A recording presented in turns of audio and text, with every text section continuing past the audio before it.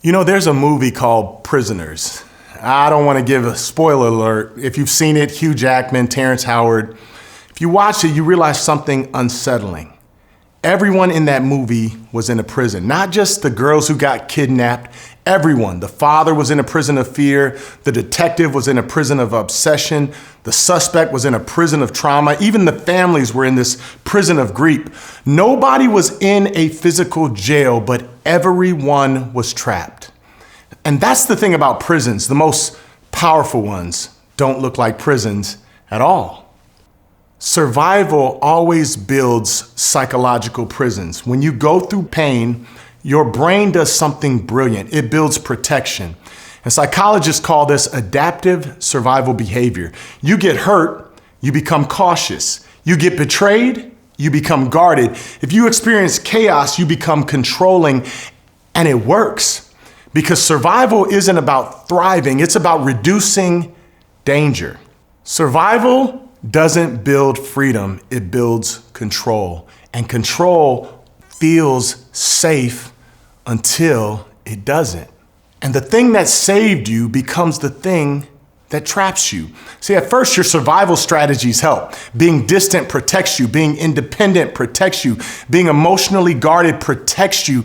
But over time, protection becomes restriction. You stop trusting, stop risking, stop opening up, and now you're not just safe, you're isolated from everything. The walls that protect you eventually will block the light. And here's what's strange. Your life might look stable, successful even, but internally you feel restless because safety and freedom are not the same thing. Let's talk about the psychology of comfortable prisons. Here's where it starts to get deep. Psychologists will talk about something called learned safety. So whenever you survive something painful, your brain keeps running that same program over and over, even after the danger is gone. So what you do is you keep avoiding risk, avoiding vulnerability, avoiding change, because your brain still thinks that you are in danger, even though you are not. So sometimes you're not stuck, you're just still protecting yourself from something that has already ended. And now you're living inside a life built for a version of you that no longer exists. See, in Prisoners, everyone thought they were trying to escape something, but really they were being controlled by something deeper, fear. And fear makes you build carefully, quietly, slowly, until one day you realize you're not living free at all. You're just living safely. And those are not the same life. The safest life isn't always the freest one.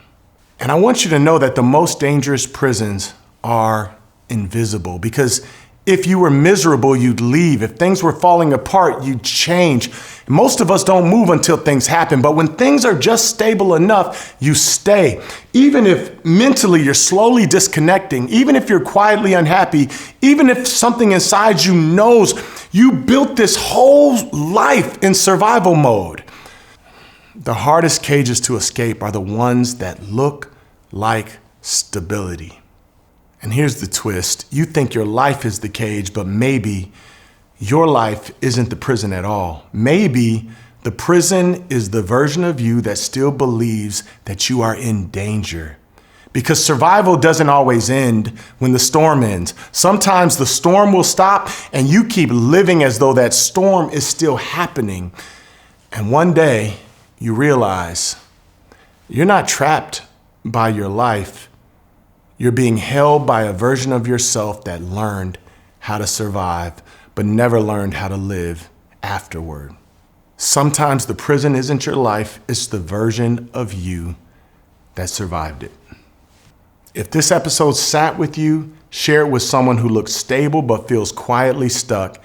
And if you haven't already, subscribe, join us, because sometimes we're not trying to escape our lives. We're trying to outgrow the version of ourselves that built them.